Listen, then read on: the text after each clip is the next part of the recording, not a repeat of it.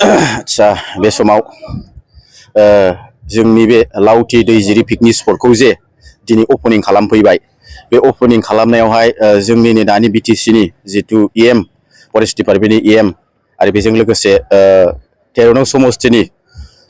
स्करसिं सार MCLA बिथाङाबो फैनानै जितु दिनै सानै जितु इएम आरो एमसिएलए बिसोर फैनानै दिनै जोंनि बे लावथि दैजिरि पिकनिक स्पटखौ ओपनिं खालामफैबाय जे आरो बेजों लोगोसे जितु बे ओनसोलनि जितु साफ्रोम रायजो राजा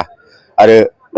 बोसोर गोदानखौ मोजां मोनग्रा बिथांमोना दिनै नैबे जोंनि लावथि दैजिरि पिकनिक स्पटआव फैनानै गोसोबायदि पिकनिक जाफैनो हागोन आरो बेजों लोगोसे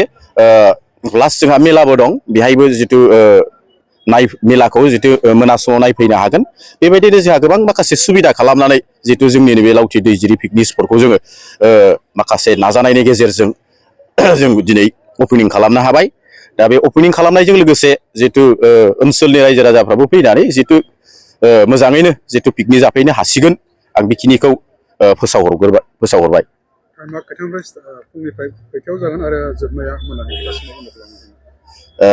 पिकनिक जाफैनाय जितु टाइम बे टाइमा फुंनि जितु हमनानै ला 7टासोनिफ्राय फैनानै बेलासिनि जितु 4टा बे 4टासिमाव माने जोङो बे पिकनिक स्पट जायगानिफ्राय जितु पिकनिक जाफैनायखौ जोङो माबानाय जागोन आरोखि आउट खालामनाय जागोन पिकनिक जाफैनायनि फेसिलिटियाथ' जिहेतु जोंनि नैबे लावथि दैजिरि पिकनिक स्पटआव माखासे जायगा दं हिसाबैब्लाबो जिहेतु जोंहा माखासे बिफां लाइफां एसे खम जानानै थादों सिगाङाव दंमोन बिराद माने बैग्रि बिफां दंमोन साइज गोनां माखासे पिकनिक जानो हायोमोन बे समावहाय दैया जितु बानायाव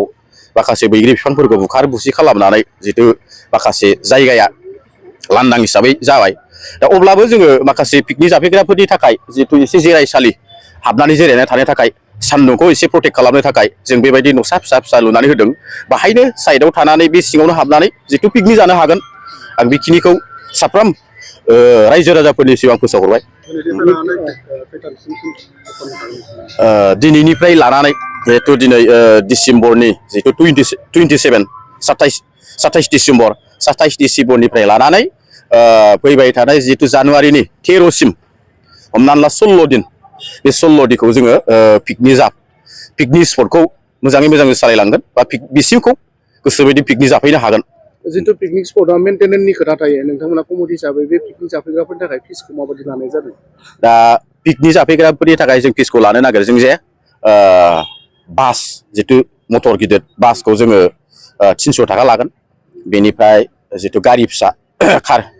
बेफोरखौ जोङो 200 थाखा लानाय जागोन ओमफ्राय बाइकखौ जोङो 100 थाखा लानो नागिरदों आरोखि बेबायदि फिस हिसाबै जों लानाय जागोन बिनिफ्राय बाखि जेबो फिस लानाय जानाय नङा आच्छा लकेसन हिसाबै हमनानै ला ओरै क'क्राझार गसाइगावथिंनिफ्राय फैयोब्ला कारिगावजों हाबनानै ओरै सिदा फैब्लानो जितु पाका लामा दंखायो बेजों फैब्लानो नैबे जोंनि लावथि दैजिरि पिकनिक स्पटखौ मोनफैगोन आरो ओरै सानजा साइडजों हमनानै ला चिरांजों जुदि फैयोब्ला ओरै गुरुबासा जानानै फैनानै ओरै ससे फैयोब्ला मोनसे नांदरबारि होनाय जायगा मोनफैगोन बे नांदरबारिजों ससे हाबबानो नैबे लावथि दैजिरि पिकनिक स्पट जायगाखौ मोनगोन